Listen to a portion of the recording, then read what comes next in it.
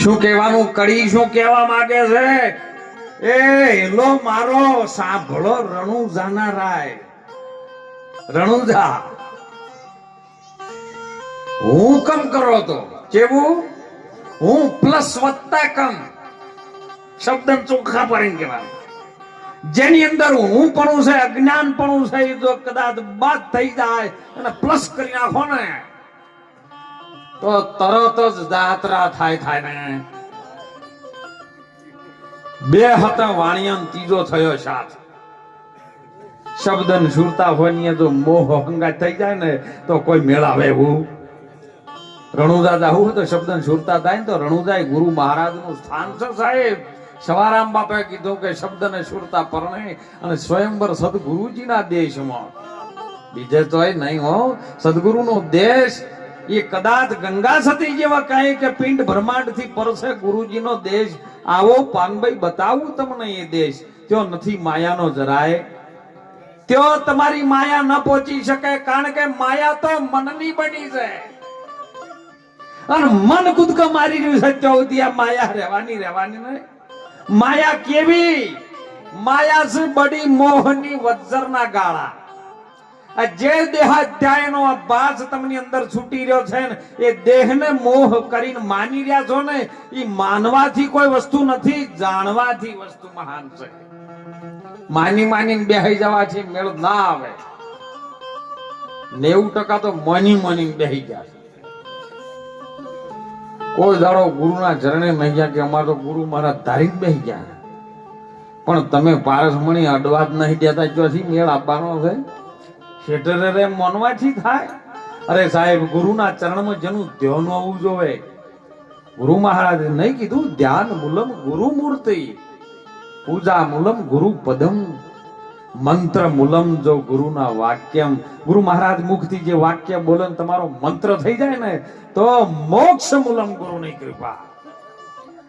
તમે જો મહાભારતની અંદર જ્યારે પાંડવોને અને કૌરવોને ગુરુ દ્રોણ ભણાઈ રહ્યા છે ભેદભાવ કોઈના જોડે નથી. ગુરુ બધા ઉપર સમદૃષ્ટિ હોય અને ગુરુ એવા જોવા જોઈએ બની જાય વસ્તુ લઈ જાય જેનું ધ્યાન સતત ગુરુના શબ્દ ઉપર હોય ગુરુના વચન ઉપર હોય અને ઈ જો એના ધ્યાનમાં રહે ને તો હીરો વધારે ડિગ્રી પ્રાપ્ત કરી જાય.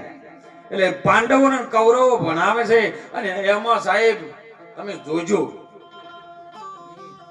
એકલવ્યને ભણાવવાની ના પાડી છે. અને એ વખતે એકલવ્ય માટીની મૂર્તિ બનાવી છે ગુરુ મહારાજ દ્રોણની. તો ધ્યાન કેવું છે દિવસે બધું જોવાઈ ગયો કે ગુરુ મહારાજ કેટલું ભણાઈ રહ્યા છે એમ. શસ્ત્ર અસ્ત્રનું બધું જ્ઞાન વિદ્યાનું બધું જ્ઞાન ભણાઈ રહ્યા છે અને દિવસે બધું બેસીને ધ્યાનથી આ વાત હોભળે અને રાત્રે આ બધો પ્રયોગ કરે અને જ્યારે પાકું થઈ ગયું ને કૂતરો બંધ થઈ ગયો ને આવ્યો છે ને ત્યો એટલે મોઢામાં બાણ જોયું એટલે ગુરુ દ્રોણની નજર પડી કે હા આવો બાણાવાળી બીજો અર્જુન સિવાય કોઈ હોય નહીં. તા બીજો બાણાવાળી આવ્યો ક્યાંથી જોયું સાહેબ જો જઈને કે તને આવી વિદ્યા કોની શીખવાડી કે બાપુ તમે એટલે તું કોઈ દિવસ આવતો નથી કે બાપુ આવો લઈ ગયો એની ઝોપડી સાહેબ ગુરુ મહારાજની મૂર્તિ બનાવેલી અને મૂર્તિ હું ધ્યાન ધરી નારી વિદ્યા પ્રાપ્ત કરી. ક્યાંક થયું કેવી રે કે બાપુ દિવસે ત્યો આવતો ને બધું ધ્યાનથી હોફળતો. એટલે આ ગુરુ મહારાજના જે શબ્દો છે ને ધ્યાનથી હોફળો તો વિદ્યા મળે. નકે જબર બોલ્યા હો વાણી. પેલો તાલ ના આવ્યો બરાબર, પ્રસાદમાં બરાબર નતું, ચામાં બરાબર નતું, ગોટા બરાબર નતા બનાયા તો સમજો કા બધા હવાઈ ગયા. ગુરુ મહારાજના શબ્દ ઉપર ધ્યાન રાખ્યું અને સાહેબ ત્યારે ગુરુએ કીધું કે જો કદાચ તે મને ગુરુ ધારીને બેઠો હોય અને આટલું બધું કર્યું તો ગુરુ દક્ષિણામાં આપે કઈ કે બાપા ગુરુ બોલે એ મારા માટે સમર્પિત હોય. અંગોઠો માજી દીધો છે. અંગોઠો આજકાલનો નહીં, અનાદિનો છે અંગોઠો. આજે તમે અંગોઠો ના લો તો રેશન કાર્ડ માં નોમે આવે એવું નહીં. એ હાલેલો હતો તાણ કોમ માં આવ્યો ને તાણ આયે તમે આધાર કાર્ડ માં જઈને હાલી કોને તો સાહેબ તમને મળે કોક ન મળે. એકલવ્ય હાલ્યો ને એટલે એને મળ્યું અને આપણે હાલ આધાર કાર્ડ માં હાલે એટલે મળે લ્યો. પણ અંગૂઠા નાલવા તો રેશન કાર્ડ વાળો ઘેર આવે કરો. અને એટલે મહાપુરુષો કહે છે, સંતો કહે છે, જાગવાનો સમય આવ્યો છે, આ જાગી જાજો સાહેબ. જાગવાનું કેવી રીતનું છે? રાતે બેસીને 2 વાગ્યા સુધી મોબાઈલ લઈને ફેંકતા એ જાગવાનું નહીં. હે, પોતાના સ્વરૂપમાં જાગવાની વાત સંતોએ કરી છે. પહેલા જ જાગી ગયા પહેલા યુગમાં. બીજા યુગમાં હરિશ્ચંદ્ર રાજા જાગ્યા. જાગીને જોવો રે જાડેજા રાજા તમે મત રે હુઓ ને. પેલા યુગમાં રે પેલા જ રાજા જાગ્યા રે. અને એ તો 5 કરોડ રે લઈને ઓતરી જા રે. 5 કરોડ લઈને ધરિયા સાહેબ. ભારતની સનાતન ધર્મની સંસ્કૃતિ બોલે આવા મારા મહાપુરુષોની સાહેબ એક અગમ વાત બોલે છે. 5 કરોડ તમે કમરથી મોડી અને મણકા ગણજો સાહેબ. વિજ્ઞાનની ભાષામાં કહું 5 કરોડ. પહેલો જ્યારે આ શરીરનો જન્મ થાય ને એટલે 5 જ આવે, બીજું કોઈ આવતું. પહેલા યુગમાં પહેલા દાદા 5 કરોડ લઈ જીત્યા. તો અમે પહેલો યુગ જમા તમારો ચાલુ થાય ને એટલે 5 તત્વથી શરીર આવ્યું છે. 5 તત્વથી બંધાયેલું શરીર જ્યારે ધારણ થયું 5 વર્ષ થાય. સંતોએ નહીં કીધું કે આગળના યુગ તો એવા હતા રે સંત વીરના એ જાણતા અલખ ધણીને આરાધતા ને આરાધે ધણી મારો આવતા. એ પોથે પારણા બોધતા 100 વર્ષે જન સગ પણ થાત ને 1000 પરણાવતા. 5 વર્ષે અગ્નિ તત્વ વરહે, પૃથ્વી તત્વ વરહે, જળ તત્વ વરહે, વાયુ તત્વ વરહે, આકાશનું તત્વ વરહે ને. આ 5 વર્ષે 5 વર્ષે 5 વરહે એ 5 વરહે ને. અને પછી વર્ષીને જ્યારે એક પિંડો બને અને પિંડમાંથી શરીર બને ને તાણે જ્યારે શરીર બહાર આવે ત્યારે 25 પ્રકૃતિ લાગુ પડે. એમ એ પારણું બંધાય છે એનું. 100 વર્ષે હગપણ થાતા. હગપણ એટલે તમારો નાતો બંધાય. કોઈ પણ દીકરીનું હગું કરવું, એક દીકરાનું હગું કરો ને એટલે એકબીજાથી નાતો બંધાય, એકબીજાથી સંબંધ બંધાય. માના ગર્ભની અંદર જ્યારે આ શરીર છૂટું થયું બહાર તો જો સુધી માના શ્વાસેથી શ્વાસ લેતો હતો તો સુધી એને કોઈ ભોન હતું નહીં. નધારાના આધારે હતો, એ સત્યના આધારે હતો. પણ જ્યારે એથી છૂટો પડ્યો ને એટલે પોતાના સોહમ દ્વારા આવ્યો અને 100 વર્ષે હગું થયું. હગું કની હંગાત થઈ ગયું, બહાર આયા ચેડ જેવું સાહેબ ડાચકું ખાધું. અકાર મકાર ને ઉકાર ની માયા બંધાણી સાહેબ. માયા સાથે જીવનો નાતો લાગી ગયો.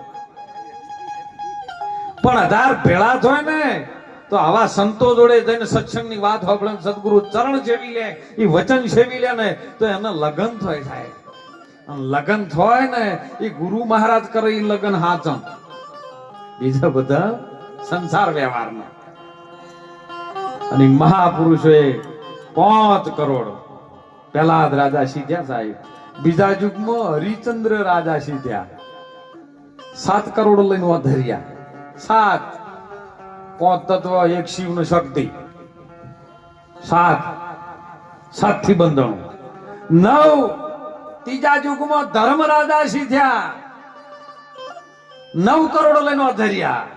અને જ્યારે શરીરની માયા બંધાણી, શરીરની કાયા બંધાણી અને કાયાના સાથે જ્યારે ગઢ ગડ્યા હતા 9 દરવાજા ખુલ્લા પડ્યા ધર્મમાં. સતયુગમાં સત્યથી ચાલ્યા, ત્રેતામાં તપથી ચાલ્યા. ઋષિ મુનિઓનું તપ હતું એટલે આજે આપણી ગાદી પર બેસી શકો સાહેબ. એ તપના આધારે છે. સંતોએ તપ કર્યું છે સાહેબ. અત્યારે તો હાવ મફતમાં મળ્યું તો લેતા નહીં આવડતું. ધર્મથી ચાલ્યું અને ધર્મથી 9 દરવાજા માયાના બંધણા. 9 ખંડમાં ધરતીમાં તમારો જન્મ થયો ને ઈ દાડો આ 9 ખંડ ધરતીમાં 9 દરવાજા તારી 9 રમતના 10મા મોલમાં વો દેખાય એ સોહી સાહેબ ને એમ કરીને બેહારો. જો સહી તો તમે સ્થિર થઈ જો તો હોમમાં દેખો એવો તમારા જ હોમમાં ઉપાસે પણ તમને ડરતું કેમ? આવરણનો પડદો લાગેલો છે. આવરણનો પડદો હટાવો ને તો સાહેબ પરમાત્મા તમે બે જુદા છો. એક જ વસ્તુ આ બ્રહ્માંડની અંદર રમી રહી છે, ચૈતન્ય શક્તિ પરમાત્માની હો. અને એને જ આપણે પરમાત્મા કહીએ છે. એના ઘટમાં ઓળખવું હોય હું તો કહું બેઠા એ પોણી છે બળોતરમ સાહેબ. આપણે જો બેઠા એ ધરતી પોણીમાં છે, બધા કહે છે કે પૃથ્વી શેમાં છે કે પોણીમાં. તો પોણી ને ખરું ને, પણ હવે અહીંથી પાણી પીવું છે તો તમારે શું કરવું પડે? બોર પાડવો પડે ને. એટલે બોર પાડવા પાણીના પૈસા આલો છો કે પેલો વચ્ચેથી હટાવવાના પૈસા? હે એ આવરણ પડ્યું છે એને હટાવવાનો, હોલ પાડવાનો ને આવરણ ઘટવાનો એના પૈસા બોર વાળા ને રીંગ વાળા આલો છો. તો પાણી પૈસા નહીં આવતા, પાણી પછી એડ્યું આવે એમ ને. એટલે ગુરુ મહારાજ ના શરણમાં આપણે જઈએ ને એટલે મહાપુરુષો વાત કરે છે કે વચ્ચે આવરણનો પડદો પડે એ ગુરુ મહારાજની દક્ષિણા રૂપે કદાચ તમે જે આલો એ આવરણનું કાઢવાનું આલો. અને ગુરુ મહારાજને તમે શું આપી શકો સાહેબ? સદગુરુ સમો કોઈ દાતા નથી, સબ જગતે મંગળાર. રાજા રૈયત ને બાદશાહ સબ ખડા ગુરુ ને બધાય ગુરુ મહારાજના દ્વાર ઉપર ઉભા છે અને આપણે આપી જ ન શકીએ. પણ આ તો તારું હતું તારા કામમાં કદાચ આવી જાય ને તો આ મનુષ્ય જન્મ મળ્યો છે ધન્ય બની જાય એવી વાત છે. ધન્ય બનાવવા માટે મળ્યો છે.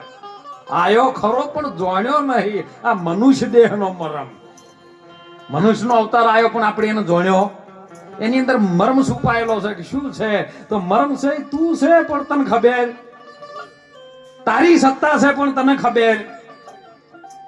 આ સત્તાને મેળવવા માટે, એ પરમ સત્તામાં ભળી જવા માટે મહાપુરુષો રાત દિવસ સાહેબ જાગરણ કરી રહ્યા છે.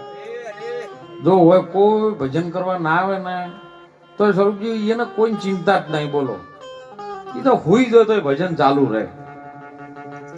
રામગીરી બાપુ કહે હું તો ગાડી લઈને નીકળી તું જેમ થયું એમ થાય જ જાય અને થાય જાય એવડી કયો તને આપણે કરી રહ્યા છે. હે પણ ભરોસો છે જેને સદગુરુ ઉપર ભરોસો છે કે થાય જાય છે, બધું એના આધારે થાય જાય છે. પણ આ મુકાતું નથી સાહેબ. એટલે મહાપુરુષો કીધું, રામદેવ ભગવાને કીધું 2 હતા ઓણિયમ, ત્રીજો થયો સાથ. શબ્દ ને સુરતા 2 જ હતા પણ ત્રીજો વહે થયો. ઊંચા ઊંચા ડુંગરા ને વચમાં છે જોડ, મારી નાખ્યો વાણિયો માલ લઈ ગયા. ઊંચા ઊંચા ડુંગરા છે કેવા? સદગુરુ મહારાજ નો દેશ કેટલે છે? પિંડ અને બ્રહ્માંડ થી પર. એ ઊંચો છે, ઊંચી મેડી મારા સંતની. એ મારી નાખ્યો વાણિયો માલ લઈ ગયા છો. ચડવું છે મારે મેરુ ને આસમાન, એ સંતો ભાઈ ચડ